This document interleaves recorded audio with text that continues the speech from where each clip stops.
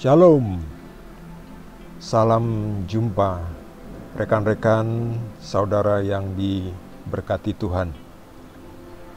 Kita lanjutkan dengan Injil Markus bab 8 dengan judul perikop Orang Farisi meminta tanda.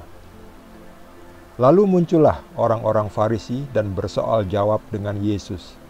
Untuk mencobai dia, mereka meminta daripadanya suatu tanda dari surga. Maka mengeluhlah ia dalam hatinya dan berkata, "Mengapa angkatan ini meminta tanda? Aku berkata kepadamu, sesungguhnya kepada angkatan ini sekali-kali tidak akan diberi tanda." Ia meninggalkan mereka, ia naik pula ke perahu dan bertolak ke seberang. Demikianlah sabda Tuhan.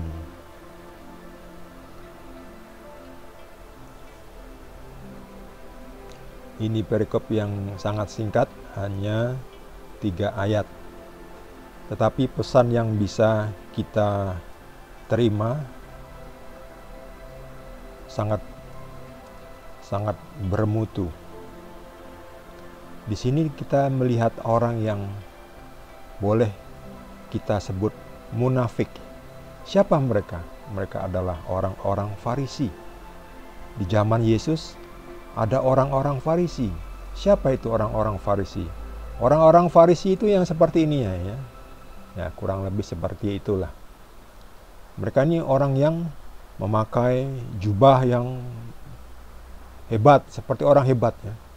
Seperti orang terpelajar, seperti orang yang suci. Tetapi mereka itu orang-orang yang munafik ini. Mereka ini bertemu Yesus.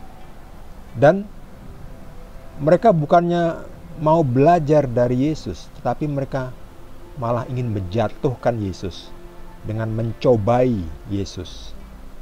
Lihat ini kan kurang ajar. Dia tidak tahu bahwa mereka ini mencobai Tuhan, ya, itu berdosa ya. Jangan mencobai Tuhan Allahmu. Ketika Yesus berkata kepada iblis di padang gurun waktu hampir selesai puasa, Yesus disuruh menyembah iblis ya, supaya diberikan segala kegemerlapan dunia. Yesus mengatakan, jangan mencobai Tuhan Allahmu. Jangan mencobai Tuhan ya. Mereka ini orang-orang yang cilaka. Orang munafik, sok suci. Mereka ini seperti robot, orang-orang Farisi ini. Mereka hanya mengurus hal-hal yang lahiriah.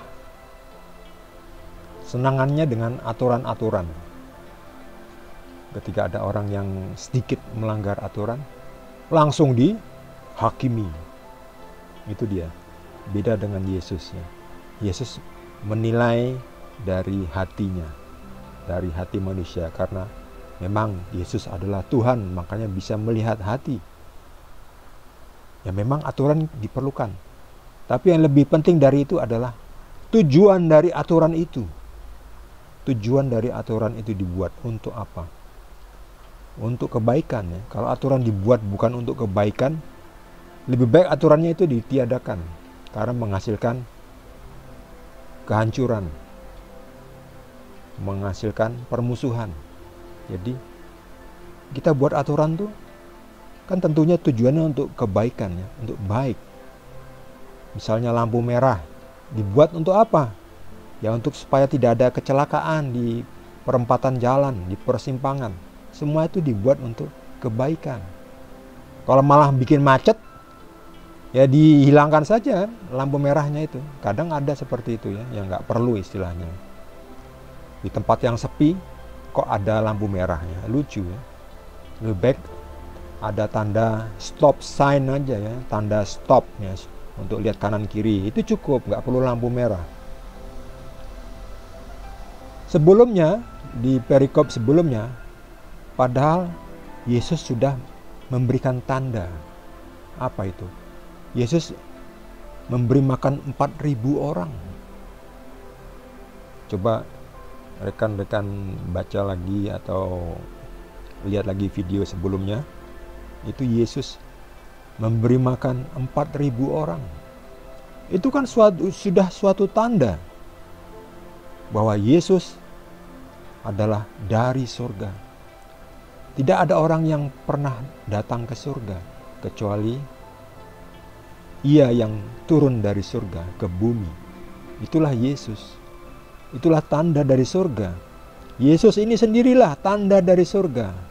Yesus berada di kapal ya, di perahu bersama murid-muridnya ya, hendak menyeberang.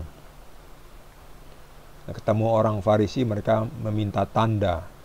Udah itu tandanya dari surga lagi, meminta tanda dari surga. Mereka ini, orang Farisi ini meminta tanda dari surga bukan untuk belajar kepada Yesus, tetapi hanya untuk mencobai. Itu kan kurang ajar. Dan mereka tidak tahu yang mereka cobai adalah Tuhan ya. Jangan mencobai Tuhanmu. Sudah ada diberi tanda, masih meminta tanda.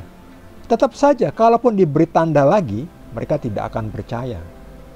Orang-orang ini, orang-orang Farisi, orang-orang yang munafik ini, mereka tetap tidak akan percaya ketika berkali-kali pun diberi tanda, ya tetap saja nggak percaya. Karena apa? Karena mereka ini memang benci kepada Yesus. Yaitu sampai sekarang ini juga ya, orang-orang yang benci kepada Yesus itu orangnya seperti orang-orang Farisi inilah. Ya kan, mereka yang nggak suka dengan Yesus selalu mengatakan, di mana ayatnya? Yesus mengatakan, aku adalah Tuhan, sembahlah aku. Sudah ada itu ayatnya. Tapi tetap mereka nggak percaya. Kalaupun kita berikan, mereka tetap saja nggak percaya. Karena mereka memang bukan untuk menyembah Tuhan Yesus. Karena mereka hanya ingin mencobai. Karena mereka ingin menjatuhkan. Jadi bukan ingin belajar. Jadi orang-orang kayak gitu itu gak usah dipikirkan ya. Gak usah diberi angin. Karena orang-orang seperti itu hanya ingin menjatuhkan. Hanya ingin mencobai. Mereka bukan ingin belajar. Mereka ingin mengolok-ngolok. Karena mereka bukan orang yang percaya. Mereka bukan tidak bisa percaya, tetapi mereka tidak mau percaya. Orang-orang yang seperti itu susah, tidak bisa ditolong. Lihat ini. Di Yohanes 13, ayat yang ke-13. Kamu menyebut aku guru dan Tuhan, dan katamu itu tepat. Sebab memang akulah guru dan Tuhan. Lihat ini. Yesus sudah mengatakan. Yesus sendiri yang mengatakan ya.